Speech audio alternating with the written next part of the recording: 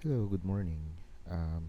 Magka-create po ako ng quick tutorial on how to use this application for the cement business. First of all, kailangan po natin ng email address and password. Pwede kayo mag-create using yung sign up or pwede tayo magpa-add ng user module para makapag-add ng bagong user. So, for example, nakapag-register na tayo, can click login. And first will be the dashboard. So later we'll discuss this, but this is mostly for reporting purposes. So the first that we need to set or do is to make sure that we identify po yung mga different references like trucks, product types, and product sizes. Start tayo sa trucks. So basically, pwede tayo mag-add dito ng mga iba't ibang information ng trucks. For example, kung gusto nating mag-add ng bagong truck, you can just add the plate number, and then yung model, and then manufacturer, for example, year, and color. And pwede natin lagay dito yung capacity. So, pwede siyang itag as kung currently rented and kung active. Create natin yung task, yung truck. And then sa product type naman, if gusto nating i-organize yung mga products natin, pwede din tayo mag-create ng different product types. Gagamitin natin yan during creation ng product. Ganun din po ang product sizes. So, ito lang yung mga basic information niya. Ang required lang dito ay name and description, and of course, kung active. So, right now, ang mga product type natin or product size is bag, bulk, and toner bag. Then, once ma-set up na natin yung mga references, pwede na tayo mag-create ng product. So, dito sa product, if you want to create new product, pwede tayo mag-provide ng product code. Example, PROD 123. Yan. Product name, sample product. Description, sample product. And then product type, pwede natin select yun. And product size. Tapos yung cost, kung magkano ang cost. And magkano ang selling. And as you can see, makikita sa baba yung profit based on the inputted cost and sell price. And makikita nyo dito yung information ng product na create. Pwede siyang i-edit or i-delete. Kapag na-setup na natin ang mga products, pwede na tayo mag-create ng sales order. But before that, pwede na natin i-add din yung mga different customers natin, information. So, to add customer, click add, put the title, the name,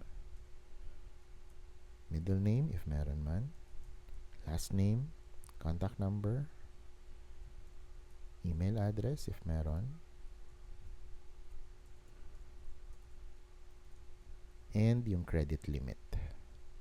So, for example, meron siyang 50,000 na credit limit. And of course, the address.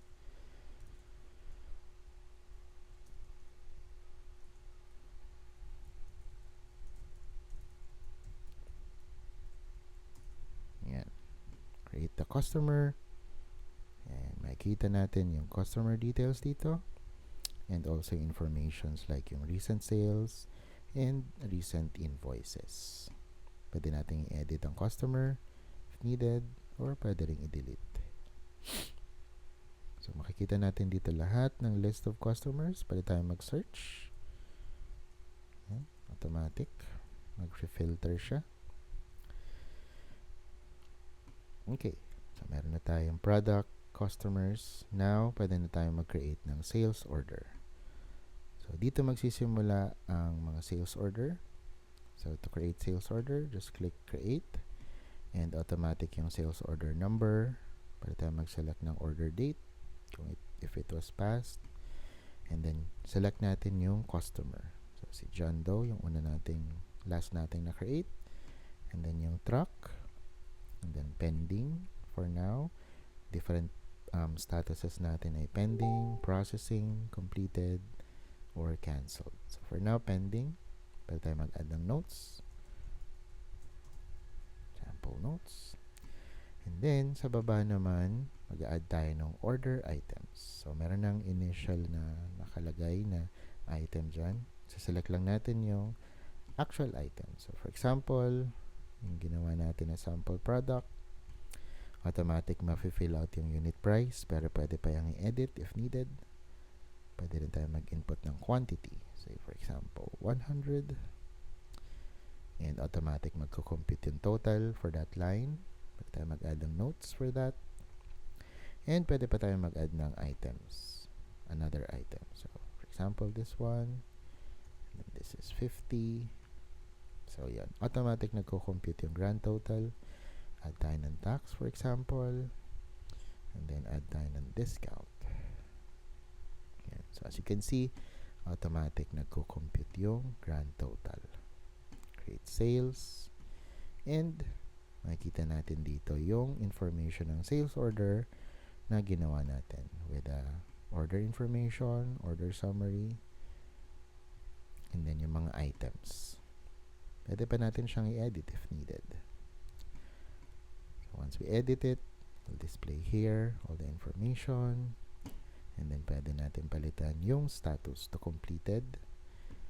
So, ang purpose ng tagging ng completed is para ma-invoice na natin siya. So, once we tag it as completed, we can now go to invoices and create invoice for that particular na sales order. So, to do that, click yung new invoice and then select natin yung customer. And then for now, it's draft. So, we have different status as well. Draft, sent, paid, partially paid, and canceled. For now, draft. And then, as you noticed, nung sinelect yung customer, lumabas dito yung sales order na completed, na tag na natin as completed. If meron pang ibang sales order na hindi pa nakatag as completed, hindi pa yan lalabas dito. So, I can tick that. And as you can see, nakuha yung subtotal. Pwede pa tayo mag-add ng additional task if necessary. But yeah, yan. Okay, so, we can add notes and terms and conditions here. So, create natin yung invoice. And ito yung magiging view ng invoice. Yan. Okay. Now, if last step would be for payment. So, pwede natin pumunta ng payments. Click natin yung new payment. And select natin kung anong type. So, for now, let's select cash, yung payment date, and yung payment amount. This amount can be distributed on multiple invoices. So, for example, but it's still dependent on your process. So, for example, nagbayad ako ng 10,000. And ang purpose nito is to partially pay that invoice na na-create natin for John Doe. So, select natin si customer, add invoice, and then as you can see here, 10,000 automatically na-consume nung invoice na yon. Pero for example, tuloy na lang muna natin to. Yan. So, as you can see, 10,000, 10,000, fully consumed. Pag create ko na siya, yan, fully allocated na yung 10,000 na binayad. So, minimension ko kanina, say for example, if we create another payment, cash, and naglagay ako dito ng 100,000. Sinelect ko si customer, for example. Okay, wala na siya. Ito. Ayan. So, as you can see, 100,000 yung na-consume dito. pero 10,000 lang yung value nung invoice. So, meron pang remaining na 90,000 to be allocated. So, if meron pang additional na invoice, pwede pa siya mag-select ulit ng additional na invoice na yun into just one payment. So, that's it.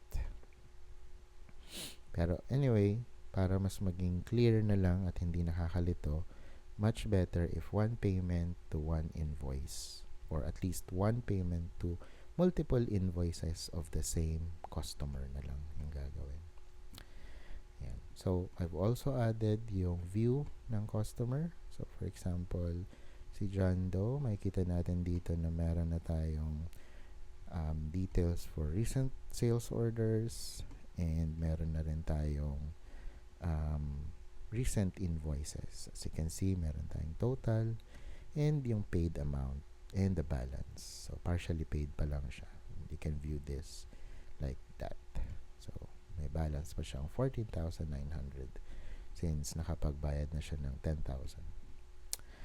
So, I think that's it for the current status. And siguro before we end, let's just go through this dashboard. So, the purpose of this dashboard is to just show you the sales summary for the month, and for the comparing it also to the previous month. So, ito yung total sales for this month, average orders, yung sales trend for the past few months or for the past year, and yung sales by status, if it's pending, processed, etc., or completed. Top products, top customers based on their sales, and yung recent orders. Okay, that's it. Thank you very much, and let me know if you have any questions.